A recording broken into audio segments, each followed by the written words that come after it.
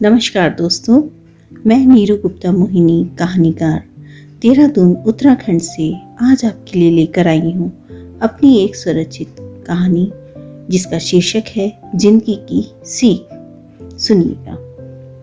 Office जाते वक्त red light पर जैसे ही रोहन की कार रुकती, एक लड़का दौड़ते हुए आता और हंसते हंसते कार के शीशे साफ करने लगता।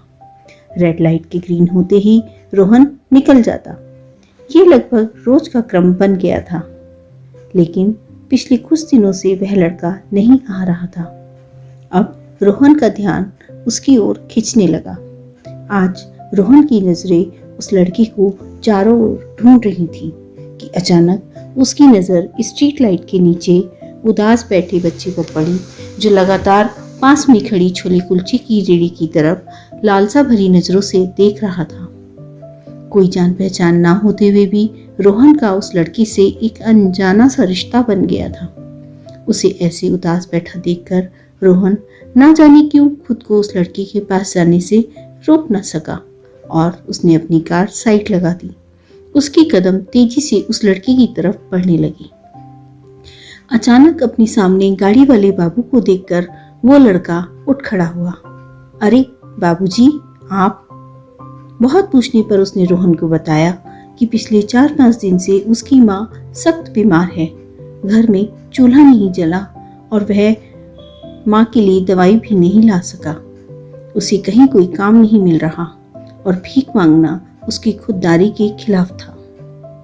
रोहन को सारा माजरा समझते तनिक भी देर न लगी कि घर में सब भूखे हैं और उसके पास दवा और खाने के लिए पैसे नहीं। रोहन ने उसकी मदद करने की सोची। अगर वह उसको ऐसे ही पैसे देता तो उसके स्वाभिमान को ठेस पहुंचती और वह इनकार कर देता। इसलिए रोहन ने उस लड़की को कुछ पैसे ये कहते हुए दिए कि तुम जो रोज मेरी कार साफ करते थे ना, ये उसका मेहनताना है, रख लो, ये तुम्हारा हक है। लड़के ने रोहन का शुक्रिया अदा किया। पैसे देकर रोहन चल दिया और कुछ दूर जाकर एक पान की दुकान पर खड़ा हो गया। वहां से वह उस लड़की की सारी गतिविधियां देखने लगा। गाड़ी वाले बाबू के जाते ही लड़की ने दौड़कर पास खड़े रेड़ी वाले से 2 प्लेट छोले कुलचे लिए और अपनी माँ और छोटी बहन को खिलाने के लिए भागा।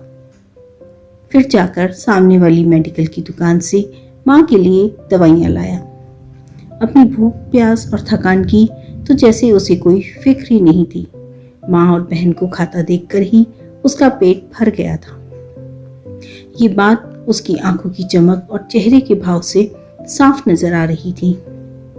आज रोहन को एक बात समझ में आई कि अपनों के लिए फिक्र और उनको तड़प देखकर दिल को जो सुकून मिलता है, वही जिंदगी की असली दौलत है।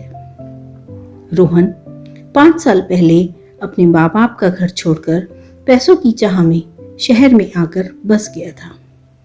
आज उसके पास दौलत तो बहुत थी, लेकिन वह बिल्कुल अकेला था। कोई उसका दुख बांटने वाला नहीं, जिसके कांधे पर सर रखकर वह रो सके। शहर की चकाचौंध ने उसे आकर्षित किया और वह गांव छोड़कर शहर आ गया। लेकिन आज रोहन को अपने माँ बाप और घर की याद सताने लगी। उसने अगले ही पल कार अपने घर की तरफ मोड़ी और ऑफिस जाने की बजाय माँ बाप से मिलने घर चल पड़ा। एक गरीब अनपढ़ लड़की से आज रोहन को जीवन की बहुत बड़ी सीख मिली थी। धन्यवाद।